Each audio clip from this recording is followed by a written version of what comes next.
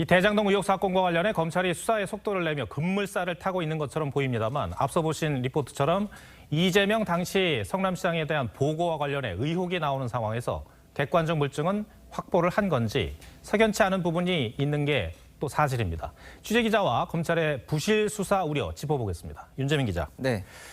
현장에서 느끼기에 가장 갸우뚱한 부분이 뭡니까? 네, 보통 현장에서 기자들은 압수수색 주요 관계자, 소환 등을 가장 관심 있게 봅니다. 네. 어디를 압수수색해 어떤 자료를 확보하는지, 또 누구를 언제 소환해 무엇을 조사하는지가 핵심이기 때문인데요. 이번 사건에선 왜 검찰이 수사팀 구성 23일 만인 지난 21일에야 성남시장실을 압수수색했는지가 문제로 지적됩니다.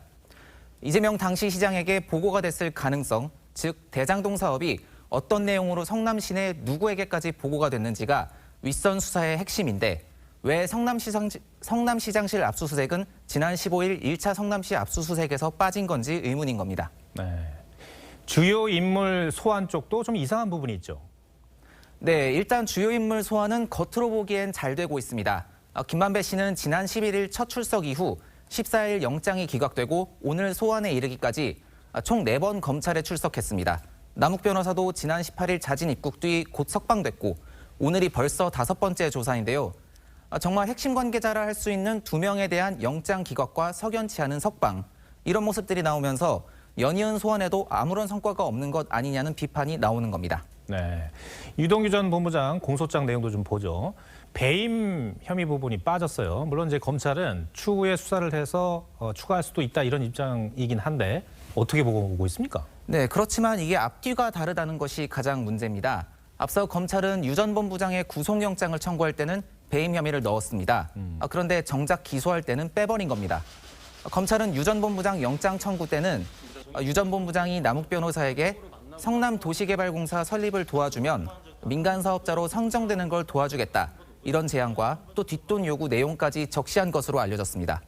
하지만 정작 유 전 본부장 기소 때에는 이와 관련한 배임 혐의를 넣지 않았던 겁니다. 검찰은 조사 후 배임 혐의를 추가할 수 있다. 이렇게 얘기를 했지만 그러면 영장 청구 때는 조사도 제대로 안 하고 혐의에 넣었던 것이냐. 이런 말이 나올 수밖에 없는 상황입니다. 그래서 검찰이 제대로 된 증거를 확보하지 못했다 이런 비판이 나오는 거군요. 네, 그렇습니다.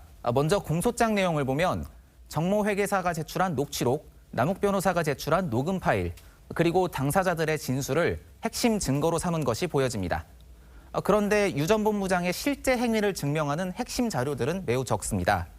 이런 상황에서 김만배 씨 등은 검찰이 확보한 정모 회계사의 녹취록의 증거 능력에 대해서 계속 의문을 나타내왔습니다. 결국 핵심은 유 전 본부장이 성남시에 고의로 손해를 끼쳤다. 그리고 이 과정에 윗선은 누가 어떤 역할을 했다가 나와야 하는데 결정적 한방이 없어 보여서 윗선 수사도 결국 용두사미로 끝날 가능성이 있는 것 아니냐 이런 지적이 나오는 겁니다. 그렇다면은 앞으로 검찰 수사 조심스럽습니다만 어떻게 전망을 해볼 수 있을까요? 네, 대장동 4인방 모두 자신의 혐의를 지금 부인하고 있습니다. 또 공소 사실조차 모두 입증되지 않은 상태이기 때문에 향후 법정 공방이 치열할 것으로 예상됩니다. 검찰은 관계자들에 대한 진술에만 너무 의존하지 말고 계좌 추적이나 직접적인 추가 물증 확보에 주력해야 할 것으로 보입니다. 알겠습니다. 윤재민 기자 오늘 설명 잘 들었습니다.